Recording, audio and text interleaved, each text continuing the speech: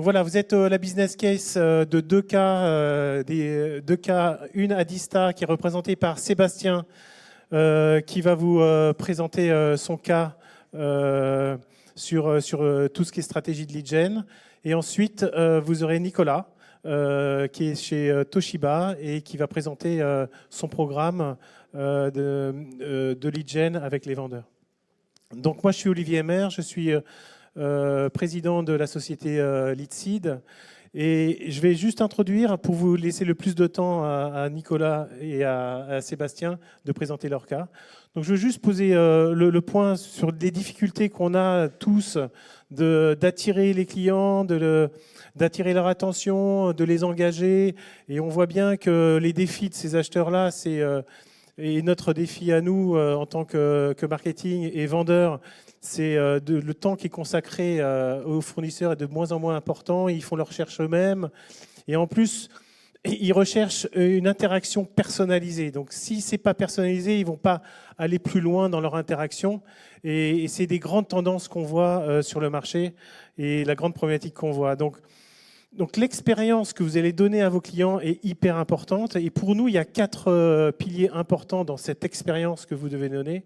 C'est un, il faut que ça soit une expérience de qualité, de très grande qualité. La deuxième, il faut que ça soit pertinent, il faut que ça soit vraiment sur vos propositions de valeur, sur comment vous réglez les défis des clients et des acheteurs. Ensuite, il faut que ça soit engageant, c'est-à-dire que quelque part, que vous redonnez quelque chose pour qu'ils s'engagent dans cette interaction. Et enfin, truc très important, c'est plus vous allez personnaliser cette interaction, plus vous allez avoir de l'engagement. Donc le but en fait de cette expérience, c'est de transmettre à vos vendeurs des leads dits qualifiés, hautement qualifiés, et qui soient acceptés par les vendeurs. Donc nous, on a développé une plateforme de contenu qui est basée sur une solution simple, c'est donner pour recevoir. C'est-à-dire que pour pouvoir personnaliser, il va falloir récupérer de l'information. Donc il va falloir le questionner, il va falloir demander. Comme n'importe quel vendeur ou quel marketing, il faut commencer par demander à votre acheteur potentiel, à votre prospect, des informations. Donc via un questionnaire, on va lui poser des questions sur ses besoins, sur ses défis, sur sa situation, en fonction du sujet qui est traité. Et derrière, on a un moteur intelligent sur notre plateforme qui va utiliser les réponses pour générer un rapport instantané qui est partageable et qui va pouvoir tout de suite lui donner des recommandations, des guides, et c'est téléchargeable tout de suite. Donc on est sur ce moteur-là, sur ce logiciel, cette plateforme, qui va créer tout ça. Donc Sébastien et Nicolas vont montrer leur cas d'usage sur la plateforme Leadseed. Donc quand on regarde un petit peu dans tout le cycle, que vous soyez en notoriété, en considération ou dans des phases de décision et de rétention, vous pouvez créer via notre plateforme un questionnaire et un rapport qui sont suivant ces types de scénarios, puisque c'est les types de scénarios qu'on a avec nos clients. Donc vous pouvez créer des benchmarks, des comparaisons aux personnes qui répondent et délivrer un rapport pour leur dire où est-ce qu'ils se positionnent par rapport à leurs pairs. Vous pouvez créer des brochures interactives. On fait ça avec des gens comme Schneider Electric. Vous pouvez faire des quiz. Vous pouvez faire des autodiagnostics ou des évaluations de maturité avec des recommandations. Vous pouvez créer des guides interactifs. Vous pouvez aussi créer des questionnaires et donner derrière des supports à la décision en fonction de vos solutions. Vous pouvez créer des calculateurs, des ROI dans la plateforme. Poser des questions et derrière vous avez un rapport avec voilà tout ce que vous pouvez gagner. Et enfin, vous pouvez aller jusque dans les décisions pour faire des configurateurs ou des propositions en ligne, on s'appelle ça des devis en ligne. On a des clients qui utilisent notre plateforme pour créer des devis en ligne et pour générer derrière des leads qualifiés. Voilà un petit peu tous les scénarios où vous pouvez adapter votre contenu à cette méthodologie, donc demander et derrière tout de suite recevoir pour le client de la qualité, de la pertinence et de l'hyper-personnalisation. Voilà, je vais laisser à Sébastien de parler de son cas. Pas personnel. Merci Olivier, bonjour à tous. Moi je suis Sébastien Guinter, je suis planeur stratégique chez Adista. Je vais vous présenter ce qu'on fait, mais je vais surtout aussi expliquer mon métier. qui a un pied en fait et côté commerce et côté marketing et puis aussi côté offre de services. Et je profite pour peut-être un peu plus vulgariser mes missions. On est dans le temple du football français. Moi, je me considère en fait comme un milieu de terrain pour animer, essayer de faire les bonnes passes en profondeur, mettre en place les bons systèmes de jeu aussi avec les sales qui sont à l'attaque et de pouvoir faire remonter le ballon où il faut, comme il faut.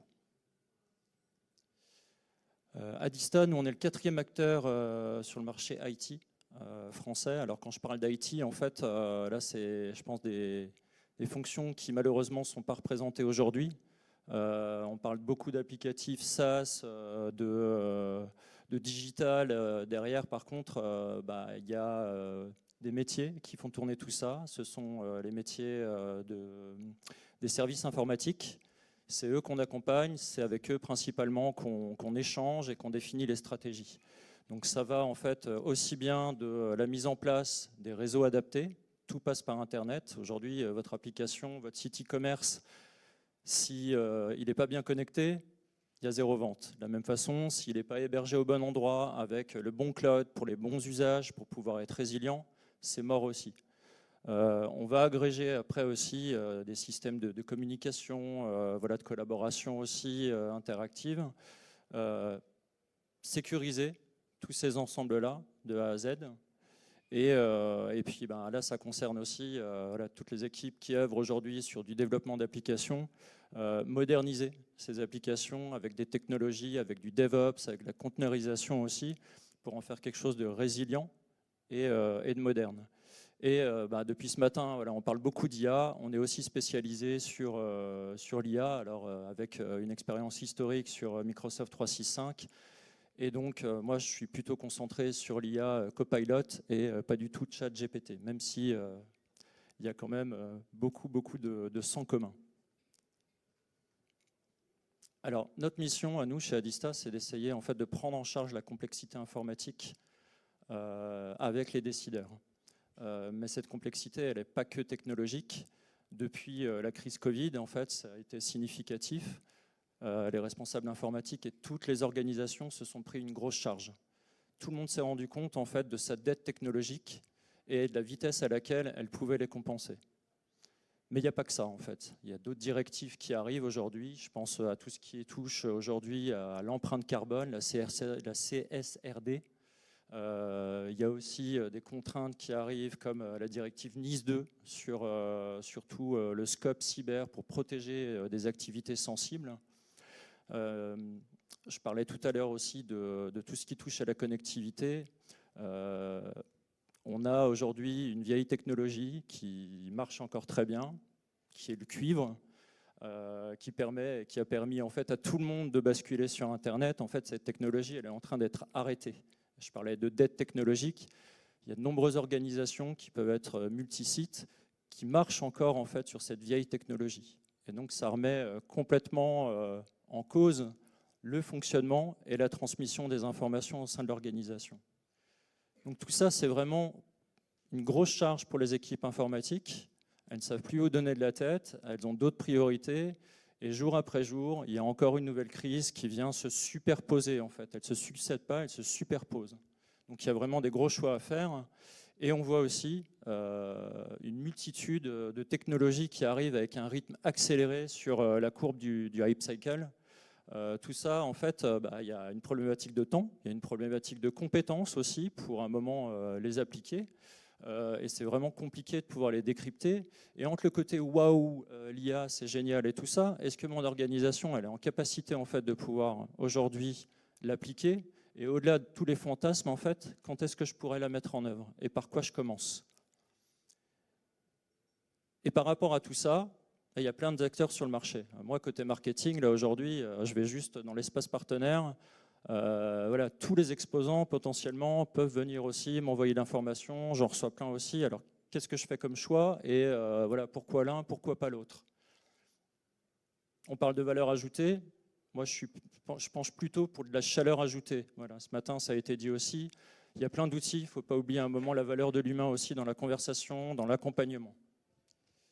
Et cet accompagnement, on essaye aussi de donner les clés à des sales chez nous qui sont plutôt très généralistes. Tout le scope que je vous ai présenté, en fait, pour un seul homme, c'est compliqué à porter. Donc il faut aussi de temps en temps les accompagner voilà, dans des choix de combat, en fonction aussi de leur zone géographique sur laquelle voilà, il y a des activités bien précises, il y a peut-être des opportunités, peut-être des fois plus de densité en fait, sur des acteurs économiques. Voilà, si on va dans le nord, voilà, il y a beaucoup plus de monde qui fait du retail. Si je vais dans le sud, en fait, beaucoup plus d'activités économiques. Donc voilà, il faut aussi à un moment basculer sur des approches plutôt marché, plutôt que d'essayer d'être tout le temps en fait, dans de la vente de sa propre solution. Voilà. Pourquoi ma solution alors que peut-être que le taux d'équipement en fait, des clients que j'adresse, il est déjà à 80%. Qu'est-ce qui me reste comme opportunité?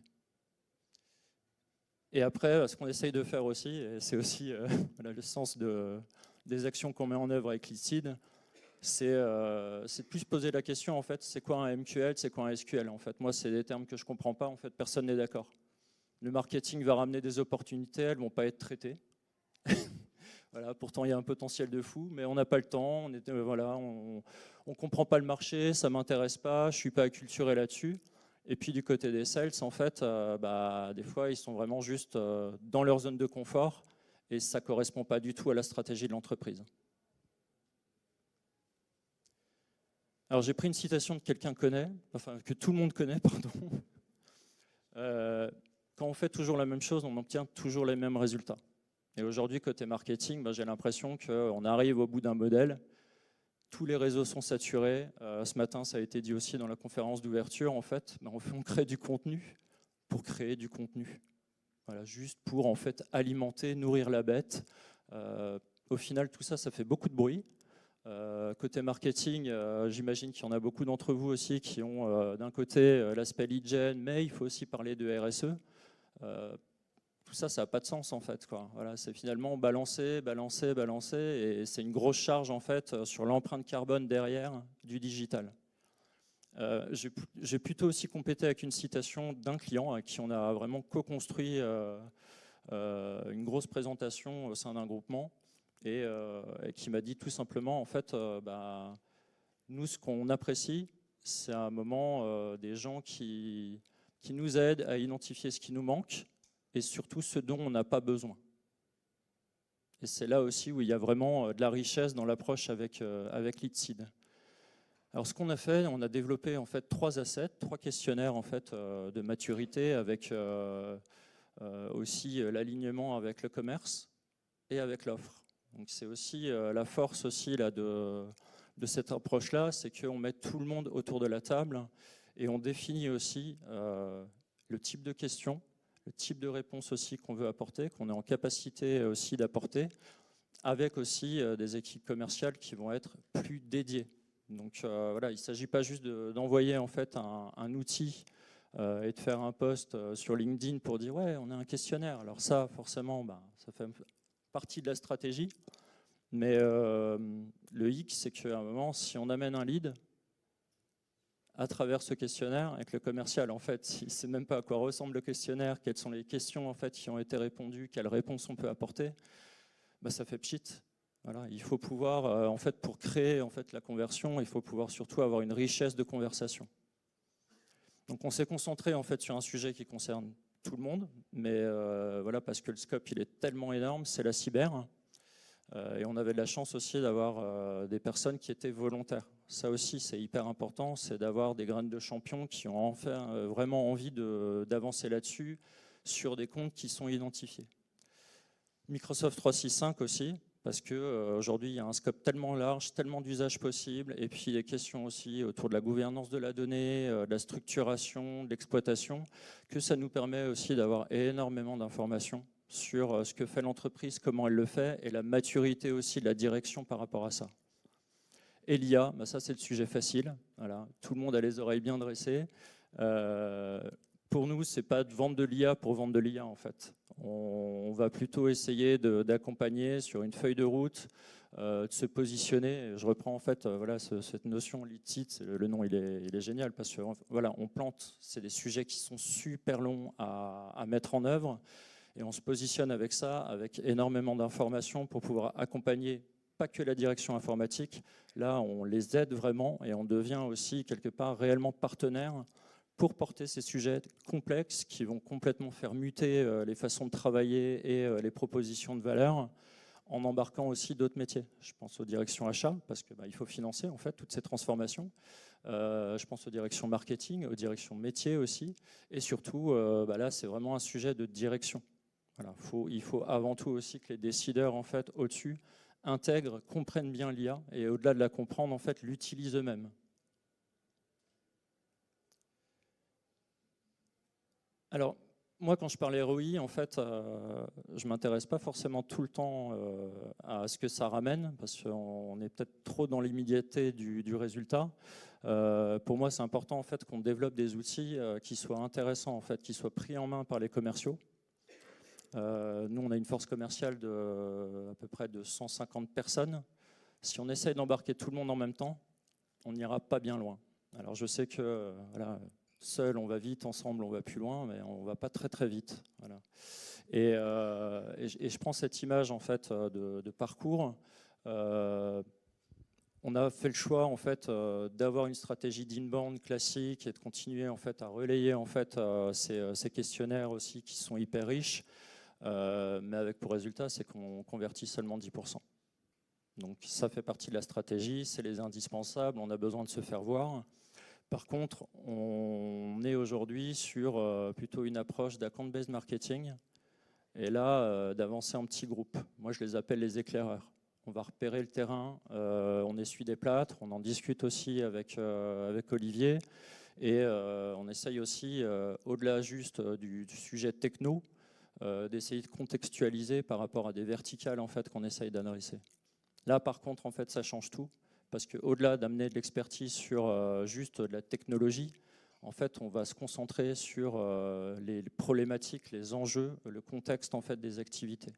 Il y en a plein qui bougent. Si, je ne sais pas, je prends l'industrie, peut-être, voilà, comment vous faites par rapport à telle norme. On est aussi sur le secteur du notariat, avec beaucoup de choses qui ont bougé à un moment, et pour la peine où ils vont être dépendants des directives en fait, des hautes instances. Donc là, il y a des choses à appliquer. Comment on fait pour les appliquer? C'est encore en fait une complexité en plus. Donc dans le discours, en fait, on comprend en fait leurs enjeux au global, et ça dépasse en fait juste la problématique informatique, mais c'est vraiment la stratégie d'entreprise. Et pourquoi LeadSeed? En fait, moi, je crois que j'ai déjà répondu. C'est vraiment une approche, on va détailler et voilà, je leur dis, la force c'est de pouvoir aussi remettre en fait différents acteurs autour de la table. C'est pas juste un outil marketing. Voilà, il faut que ça réponde aussi, qu'il y a un engagement côté commerce et on y arrive parce qu'on a des personnes en fait qui viennent nous dire aussi, mais moi en fait mon retour terrain, c'est ça. Les no-go que je me prends en fait, ils sont là-dessus. Et peut-être qu'à un moment, on n'apporte pas les bonnes réponses. Et ce qui fait qu'on arrive à désiloter complètement aussi nos services. J'ai fait 13 minutes, c'est pas mal. Juste pour la transition, on a fait un petit appui sur le... On a un petit QR code là. Si vous voulez avoir une connexion avec Sébastien ou Nicolas, vous remplissez le petit questionnaire et comme ça on vous connecte directement.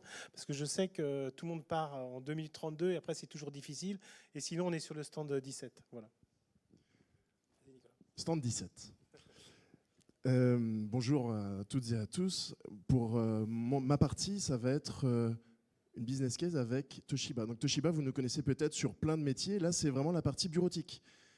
Les gros multifonctions qu'on retrouve par exemple dans les couloirs, multifonctions A3, A4, etc. Et ma mission au sein de Toshiba est de faire le lien entre le siège et les 5 filiales qu'il y a en France.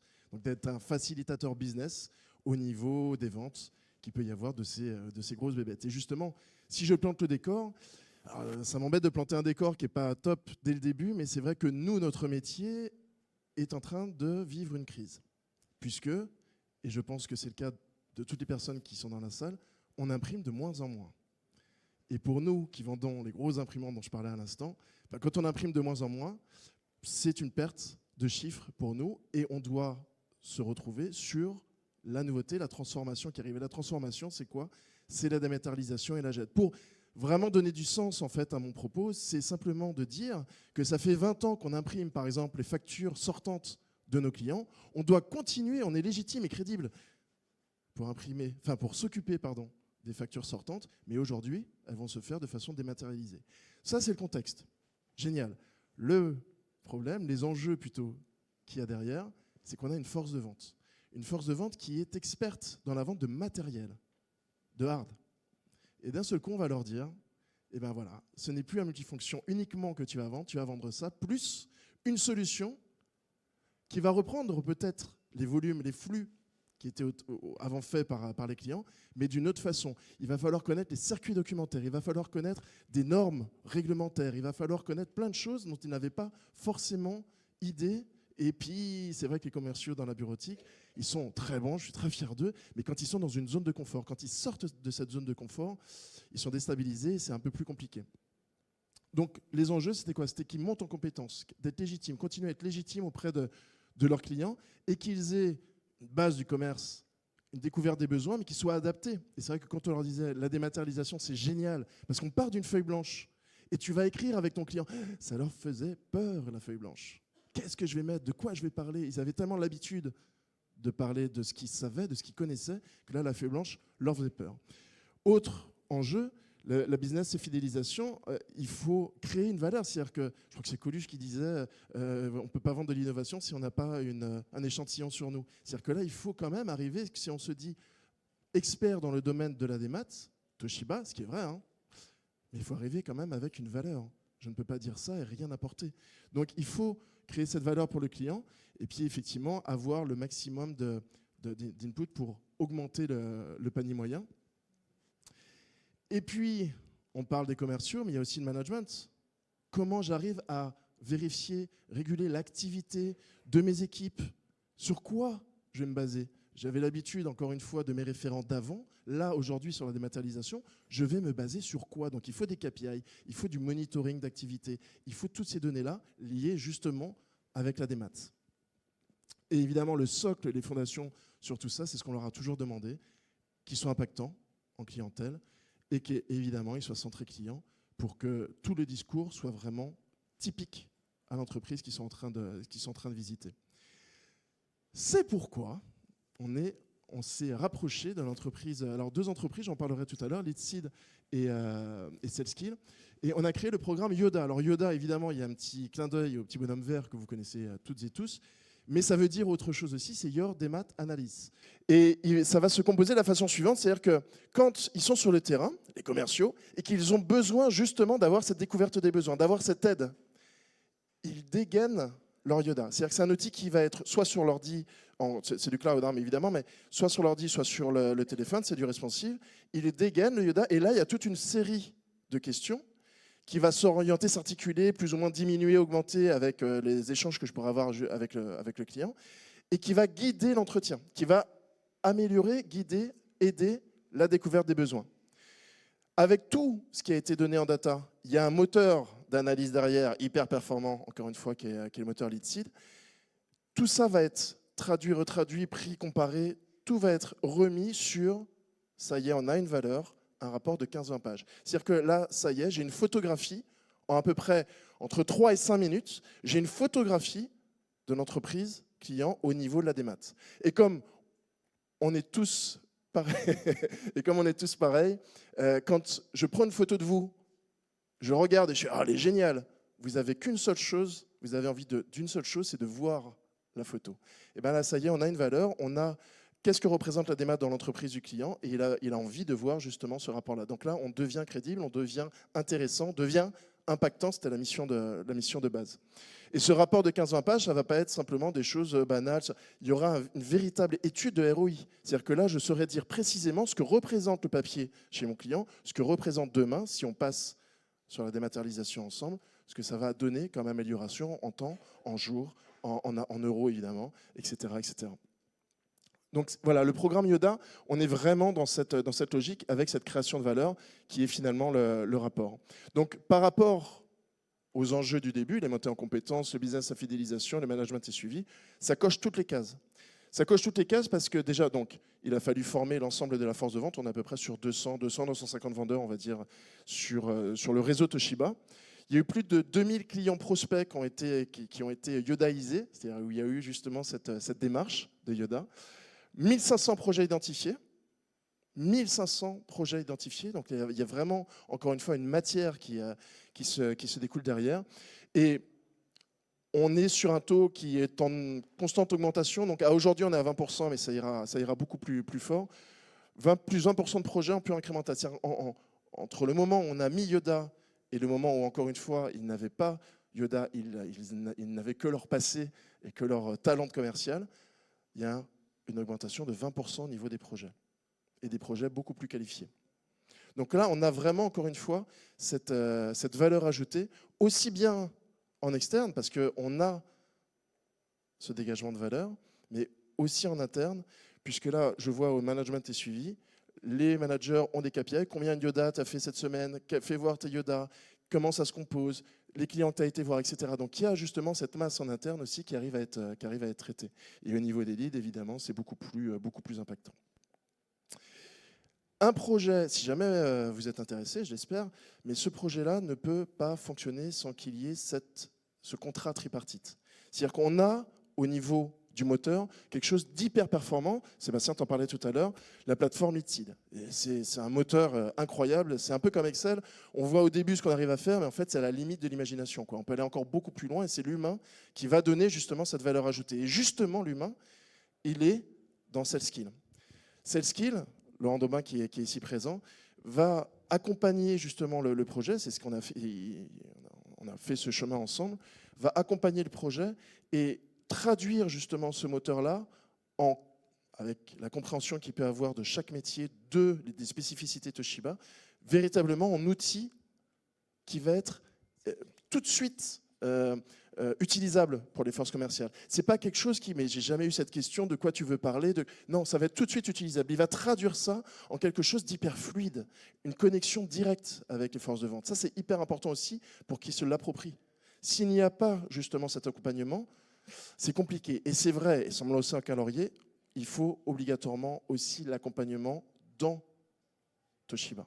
C'est-à-dire que si jamais, et je ne les lâcherai jamais, mais si jamais je lâche justement le fait de supporter Yoda et de faire, pour vous donner une idée, là on est en train de lancer des certifications de Yoda, donc pour qu'ils aient vraiment justement cette habitude et qu'ils aient la volonté à chaque fois de dégainer cet outil-là, il faut quelqu'un en interne qui continue, qui lâche rien, qui remette ça sur le manager, parce qu'évidemment c'est toujours plus simple de ne pas faire et de ne pas lancer ces outils-là. Alors que c'est un vrai plus. Mais il faut tout le temps, encore une fois, répéter que c'est une vraie valeur ajoutée. Et il y a une création de valeur qui est magnifique pour le reste, la suite des événements. Donc, c'est vraiment un contrat tripartite. Si vous avez un, mais pas les deux autres, ou même deux, mais pas... C'est compliqué. Il faut vraiment que ça soit respecté dans vos projets. Et puis, il y a plein de nouvelles étapes. Donc, on va faire la démat des factures. Enfin, la démat des factures est déjà dans Yoda, mais là, il va y avoir des échéances au niveau gouvernement, hein, qui arrivent en 2026. On a aussi une offre de digital signage, donc l'affichage dynamique. On reste dans la transformation. Ils ne savent pas exactement faire la découverte des besoins. Yoda va aider à tout ça. Yoda va donner, encore une fois, ces rapports, cette valeur associée à la démarche. Olivier, je te repasse la main. Merci infiniment de votre écoute. Et désolé. Merci beaucoup. Donc, si vous voulez avoir des contacts avec eux, scannez. Et dans ce cas-là, vous demandez contact avec Sébastien et Nicolas. On est sur le stand 17. S'il y a quelques idées à retenir, c'est utiliser le marketing de contenu et investissez dedans. Et notamment sur le Give to Get, n'hésitez pas à demander à vos clients pour pouvoir leur restituer de la valeur pour que ça soit engageant. Et puis après, utiliser le maximum de canaux marketing et vente. Ça va du l'inbound, l'outbound, l'ABM et les vendeurs qui sont des véhicules justement pour délivrer cette valeur. Voilà, je vous remercie beaucoup.